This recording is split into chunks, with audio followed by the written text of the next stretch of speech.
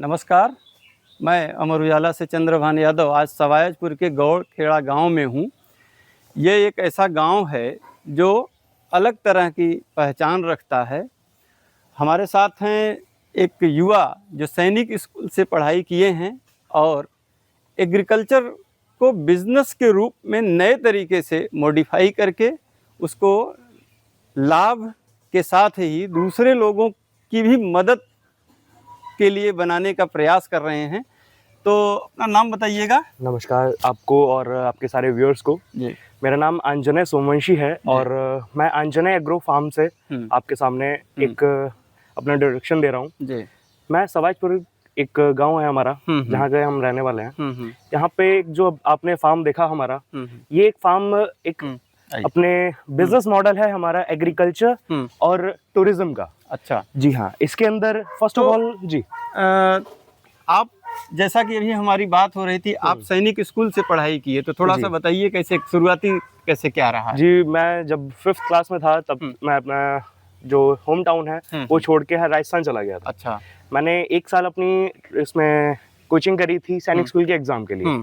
उसके बाद 6 to 12th मैंने अपनी जो सारी क्लासेस हैं वो एक हनुमानगढ़ सैनिक स्कूल से मैंने कंप्लीट किया है। जी जी, उसके बाद मैंने देहरादून में एक दून डिफेंस एकेडमी है जिससे एनडीए का प्रयास किया, 1-2 अटेम्प्ट्स दिए। अच्छा, but back of the mind जो कि मैं देख रहा था कि एक हमारा बिजनेस जिसको हम और अच्छी तरीके से मैं स्केल कर सकता हूँ और उसके अंदर अपना पोटेंशियल ज्यादा अच्छे से शो कर सकता हूँ। सो आया था एक बिजनेस लेके, अच्छा, कि बिजनेस माइंडसेट लेके कि मैं कुछ करूंगा। अब वो डिसाइडेड नहीं था कि मैं किस फील्ड में जाऊं या फिर क्या। बट आफ्टर जब मैं यहाँ पे आने के बाद देखा कि एक सबसे जो महत्वपूर्ण चीज जो भी हम बात भी कर रहे थे, मैंने नोटिस करी कि अगर चाहे पैंडेमिक हो या फिर वॉर हो या फिर कोई भी सिचुएशन हो, आपका एक बिजनेस मॉडल ऐसा है जो कभी नहीं खत्म होगा जब तक आप सब ह्यूमन सिविलाइजेशंस हैं, वो है फूड।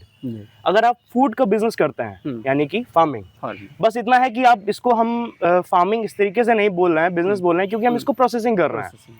हालांकि शुगर केन जो कि हम सीधा ग्रो करते हैं, उसका सीड तैयार करके अपने लोग एनजीओज नहीं, जैसे फादर चूंकि आपके शुगर केन की खेती करते रहे हैं। जी हाँ, तो क्या उसको देख करके आपको लगा कि नहीं हमें भी इस फील्ड में आना चाहिए? बिल्कुल बिल्कुल। फर्स्ट ऑफ ऑल मेरे फादर साहब मेरे लिए रोल मॉडल है मेरे। उन्होंने काफी संघर्ष किया है इस जगह पे जहाँ पे हम खड़े हैं। वहाँ पे आज से ज्यादा पुराना नहीं, 20 साल पहले यहाँ पे सिर्फ रेत और कहीं पे खड्डे तो कहीं पे ऊंचा, ऐसा सिचुएशन था देखने में। बट उनके मेहनत, संघर्ष और जो डिसिप्लिन है उससे हम लोगों ने आज देख रहे हैं कि इतना सब पेड़ पौधे, हरियाली और इतनी सारी चीजें यहाँ पे हैं। आपको ये नहीं लगा कि सैनिक स्कूल से हमने पढ़ाई की तो जैसे कि एनडीए की आपने तैयारी की, जी हाँ, तो मतलब नौकरी की तरफ जाने को लेकर के नहीं, जो एक चार होता है, हर युवा की कोशिश होती है। खैर मेरी नौकरी को लेके ऐसा कोई मेरी इच्छा भी नहीं है और इतना उसमें कोई इंटरेस्ट भी नहीं है। आर्मी स्कूल में जो रहा, वहां से यहाँ आकर अगर मैं सोचूं, कोई मेरे से कहे कि आप तो डिफरेंट लाइंस में चले गए, वो आपका वेस्ट गया। वेस्ट नहीं था, वो पर्सनैलिटी डेवलपमेंट के लिए एक बहुत अच्छा एक फील्ड था मेरे लिए, जहाँ पे मैंने हॉर्स राइडिंग सीखी, अपना हॉर्स राइडिंग में नेशनल भी खेला, साथ में और भी अलग अलग एक्टिविटीज में पार्टिसिपेट किया। टोटल ओवरऑल राइडिंग का भी आपको शौक? जी हाँ, मेरे को तो यहाँ भी आपने घोड़े रख रखे हैं? दो घोड़ियां इस समय रख रखी हैं अपने पास। जी। तो ये जो विलेज का कॉन्सेप्ट अभी हमारी बात हो रही थी, आप बता रहे थे कि इसको बढ़ाने के लिए कि गांव में एग्रो विलेज के रूप में डेवलप करने का जो एक प्रोजेक्ट आप लेकर के आए हैं, जी, उस प्रोजेक्ट के बारे में थोड़ा सा बताइए। थोड़ा सा समय लेके इस पे बात करते हैं। एक तो आप देखते हैं जहाँ पे टूरिज्म है, जहाँ पे कोई रिजॉर्ट्स बने हैं, कोई अच्छा इंडस्ट्रीज बनी है, तो वहाँ पे एक तो पॉश एरिया है, वो वहाँ पे विकास है। और अगर वही चीज हम टूरिज्म को अपने एग्रीकल्चर में ले आए, यानी कि हम हर गांव, हर दूसरे जिले के अंदर उसको लेके जा रहे हैं, वहाँ पे विजिटर्स आएंगे तो वहाँ के कुछ गवर्नमेंट का भी वहाँ पे ध्यान ज्यादा एकत्रित होगा और विकास जल्दी होगा वहाँ पे। फर्स्ट ऑफ ऑल ये तो एक नोटिस करने वाला पॉइंट है। दूसरा, अगर हम कुछ लोगों को जो एक कॉर्पोरेट में जॉब करते हैं, उनको एक ऐसा वातावरण प्रोवाइड करा रहे हैं जहाँ पे उनको ऑर्गेनिक मिल रहा है, जहाँ पे उनको खुद एक्टिविटी करने को मिल रहा है अपने हाथों से। जैसे कि एक काफी ट्रेंडिंग में रहता है कि घड़े वगैरह बनाना, और अपने जो काऊ और सब हॉर्सेस वगैरह हैं, इनके साथ में समय व्यतीत करना, हॉर्स राइडिंग करना, एक्सेट्रा एक्सेट्रा, काफी सारी चीजें हैं जो हम उनको एक्टिविटीज यहाँ पे प्रोवाइड करा रहे हैं। तो एग्रो बिजनेस जो एग्रो विलेज का जो प्रोजेक्ट लेकर के आप आए हैं, तो उसको लेकर के आप और जगह कहीं मॉडल कुछ देखा कि किस तरह हमें डेवलप करना? बिल्कुल बिल्कुल। एक तो फर्स्ट ऑफ ऑल अपने इंटरनेट पे अगर आप देखेंगे तो आपको कई सारे ऐसे दिख जाएंगे राजस्थान के अंदर, जहाँ पे जो छोटी, जैसे एक ये हम आपको दिखाएंगे, यही एक हमारा मॉडल है स्टार्टिंग का, जिसके अंदर 1 BHK का ही हम तैयार करेंगे। बाहर से देखने में बिल्कुल एक पूस का साधारण सा, जो अपने पुराने समय का याद दिलाने वाला, बट आप जब अंदर जाएं, अंदर जाने पे आपको AC, PVC पैनल्स और वो पूरी लग्जरी फील आपको जब मिल रहा है, वो दोनों चीजों का मजा अगर हम दें, होंगी कि लाइफ के लिए जो लग्जरी चीजें चाहिए वो सारी फैसिलिटीज हैं। साथ साथ जो है हम एक गांव का जो वो पुराना, खैर मेरे बचपन में तो नहीं, लेकिन आप लोगों के बचपन में आप लोगों ने तो जरूर उसको एंजॉय किया होगा, तो वो आपको रिकॉल हो सकता है। तो नया कॉन्सेप्ट आप लेकर के आ रहे हैं जी एग्रो विलेज का। जी हाँ, एग्रो टूरिज्म का। जैसे मशरूम की खेती आपने की, तो कितने एरिया में था, कितनी लागत आपकी लगी और कितना प्रॉफिट हुआ? देखिए, अगर हम ट्राई करते हैं, अगर जैसे कोई नया इंसान ट्राई करना चाहता है, तो इसकी एक जो जाइंट हट होती है, जो एक अपना 60x30 का उसका मेजरमेंट रहता है, जो कि हम अपने सीजन में इस्तेमाल करते हैं उसको, जब ऑफ सीजन जाता है तो उसको हम अपने हटा देते हैं।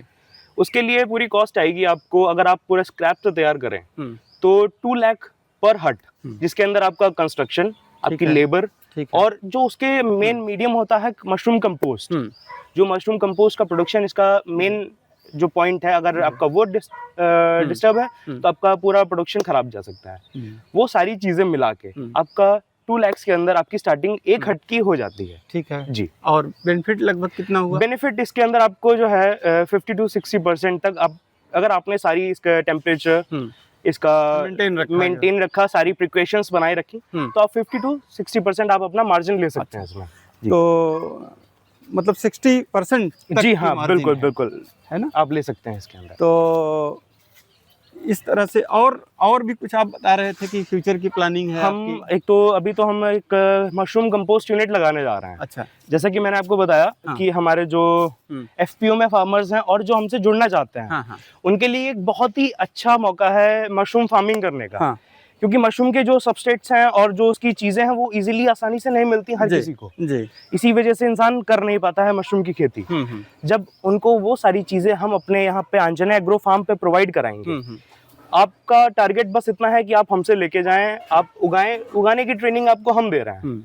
उगाने के बाद आपको टेंशन नहीं लेनी कि आपको कहाँ माल लेके जाना है, आपका माल खराब हो रहा है, मतलब जो किसान तैयार करेंगे माल, वो आप ले लेंगे, वो हम उनसे ले लेंगे, मार्केट में जो है उसकी मार्केटिंग करेंगे। उसका हम उसको ऐसा है, उसकी एक तो सेल्फ लाइफ बढ़ती है, कैनिंग प्रोसेस, हम उसको अपने प्रोसेसिंग में करके आगे एक्सपोर्ट और भी अलग अलग जो भी हमारे डिमांड्स या फिर क्लाइंट की डिमांड्स रहेंगी, हम उसके फुलफिल करेंगे उसको।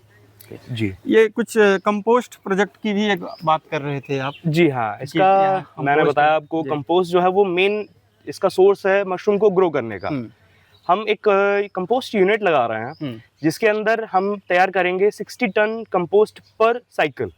इसकी साइकिल जो है वो 7 डेज की साइकिल रहती है, मतलब हमारा एक स्लॉट में 60 टन कंपोस्ट हम तैयार करेंगे, जो कि हम अपने FPO में जो हमारे फार्मर्स हैं या फिर जो भी और भी लोग हमसे मशरूम कंपोस्ट खरीदना चाहते हैं, हमसे जुड़ना चाहते हैं, मशरूम की फार्मिंग सीखना चाहते हैं, तो उनके लिए हम वो प्रोवाइड कराएंगे। तीनों चीजें होंगी, एक तो कंपोस्ट तैयार करने की चीज भी सिखाएंगे आप, हाँ। और मशरूम कैसे तैयार किया जाता है, बिल्कुल, मतलब ट्रेनिंग भी आप देंगे। बिल्कुल। और जो तैयार माल है उसको ले करके आप मार्केटिंग भी उसका करेंगे। बिल्कुल, जरूर, है ना। तो इस तरह से और भी कुछ प्लान कर रहे हैं, जैसे आपने बताया कि हॉर्स राइडिंग भी आपने सीखा है, बिल्कुल, तो गाँव में आकर के फिर वो सारी चीजें छूट रही हैं। जी। तो उसको क्या डेवलप करने की क्या कोशिश है? हमारा प्लान ये है, जैसे मेरे को 2 हॉर्स आपने रख रखे हैं, मेरे को घोड़ों से लगाव है जी। मैं बिजनेस तो क्या, मतलब हम एक प्लान ये कर रहे हैं कि अगर आगे हम टूरिज्म फार्म बनाते हैं तो उसमें कुछ अपने घोड़े बढ़ाए जाएं, जिनसे हम अपने जो टूरिस्ट हैं उनको भी फायदा दे सकें। दूसरा, घोड़े पालने का अगर हम बिजनेस पर्सपेक्टिव देखें तो उससे भी हमको फायदा ये है कि हम जो कंपोस्ट बनाते हैं उसके अंदर गाय का गोबर नहीं, वहाँ पे मुर्गे की बीट और अपने हॉर्स मैन्योर पड़ता है।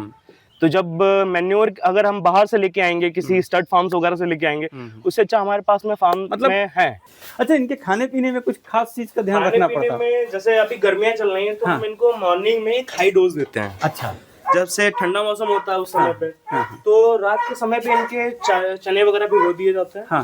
मॉर्निंग में इनको जो सोया चंक्स होते हैं, सोया बरी, सोया बरी 1.5 किलो, अपने 1.5 किलो चने, 1.5 किलो आटा, 1.5 किलो अपना चोकर, हल्दी, साथ में तेल, नमक, सोडा एंड अपना और भी 2-3 चीजें ऐसी हैं, शायद मैं मिस कर जाऊं, लेकिन काफी सारी चीजें हम मिक्स करके इनको सुबह के मॉर्निंग के समय पे देते हैं। और इनकी क्या खूबी रहती है? इस घोड़ी की एक विशेषता है कि जो घुड़सवार हैं और जो घोड़ा पालन करते हैं, घोड़ा पालते हैं, तो वो जानकारी उनको होगी कि इसके पैर में पद्म का निशान। यहाँ आने के बाद आपको दिखा कि पद्म के चिन्ह आने के 1 साल बाद, 1 साल बाद अच्छा। पता चला, जिस दिन पता चला उस दिन काफी लोग आए भी थे इसको देखने के लिए, घोड़ी को, इसका ये निशान देखने के लिए। अच्छा जी। ये किस जगह पे होता है इसके पैर में? ये इधर होता है बेटू, ये निशान। अच्छा, ये इस निशान को कहते हैं। ये जो ब्लैक कलर का निशान है, ये नाक के फन के तरीके से। अच्छा, ये इसको पद्म कहा जाता है। हमारी यूपी गवर्नमेंट एक खेत तालाब नाम की एक स्कीम है, जिसके अंतर्गत हमारे किसानों को एक तालाब प्रोवाइड करा रही है। आप लोग भी जो दर्शन पोर्टल पे जाके अपना चेक कर सकते हैं और इसका फायदा उठा सकते हैं। इसी से अगर हम जुड़ी बात करें तो खेत तालाब हमने भी अप्लाई किया है। हमारा एक प्लान है जो है अपनी मोती पालन, जो पर्ल फार्मिंग। सबसे पहले तो स्टार्टिंग थी इसकी दुबई से, मेन वहाँ का व्यापार था, लेकिन जब आर्टिफिशियल तरीके से फार्मिंग होने लग गई, पूरा अपना वर्ल्ड है वो इसका लाभ उठा रहा है इसे। तो सोचा कि हम लोग भी उठा ही लेते हैं थोड़ा सा। अपना प्रयास ये है कि हम लोग यहाँ पे पर्ल फार्मिंग का एक कॉन्सेप्ट डालेंगे। एक नोएडा की एक कंपनी है बीवा पर्ल फार्म, जिनसे कांटेक्ट में आके हम एक ट्रेनिंग प्रोग्राम उनका ज्वाइन कर रहे हैं अभी। उसके बाद में जो हम तालाब स्कीम हमने सोची है, उसी के अंदर हम अपनी एक पूरा स्ट्रक्चर बनता है जाल वगैरह लगा के। आपको जो सीशेल होते हैं वो लेने पड़ेंगे, उसके बाद उनकी सर्जरी करके उसमें एक बीज डालना पड़ता है, प्रॉपर उनकी मतलब उनको फूड देना, उनके प्रिकॉशंस रखना कि उनमें कोई बीमारी नहीं आ रही है, उनको रेगुलर रूटीन पे चेक करते रहना। सबसे एक आपको इंटरेस्टिंग बात बताऊं कि ये मजेदार काम बहुत है, क्योंकि आपको पूरा सूट वगैरह पहन के पानी के अंदर जाके कुछ घंटों तक काम करना है, ऑक्सीजन वगैरह सारी चीज लेके। तो मजा तो खैर मेरे को बहुत आने वाला है, मैं भी बहुत एक्साइटेड हूँ। एक बार आप लोग भी जरूर देखिएगा, क्या पता शायद आपको भी पसंद आए ये चीज। तो ये अंजलि जी ने बताया कि किस तरह से गांव में रह करके खेती को नए तरीके से कर करके, मल्टीपल तरीके से करके गांव के सौंदर्य को भी लौटा सकते हैं, पैसा भी कमा सकते हैं और दूसरे लोगों को भी पैसा कमा सकते हैं। जी। शहर जाने की जरूरत, गांव के लोगों को शहर जाने की जरूरत नहीं पड़ी। हम उम्मीद करते हैं कि अंजलि जी अपने मकसद में कामयाब हो। काफ़ी कुछ इन्होंने कर रखा है, बहुत कुछ करने की तैयारी है नए सिरे से, और जो ये इन्होंने प्लान बनाया है, हम उम्मीद करते हैं कि 6 महीने साल भर के अंदर ये सवायतपुर का जो इलाका है वो एग्री विलेज के रूप में, मुझे लगता है कि हरदोई का पहला एग्री विलेज ये होगा। प्रदेश में और भी जगह एग्री विलेज डेवलप किए जा रहे हैं, लेकिन हरदोई का ये पहला विलेज इस तरह का होगा जहाँ खेती भी होगी, हॉर्स राइडिंग भी होगी, तालाब भी होंगे, बाकी सारी जगह सारी चीज़ें होंगी जो लोग शहर को छोड़ करके गांव में आकर के देखना चाहते हैं। अगर आप ये वीडियो YouTube पर देख रहे हैं तो हमारे चैनल को सब्सक्राइब करें और बेल आइकन को दबाना ना भूलें। अगर आप Facebook पर ये वीडियो देख रहे हैं तो हमारे पेज को लाइक करें।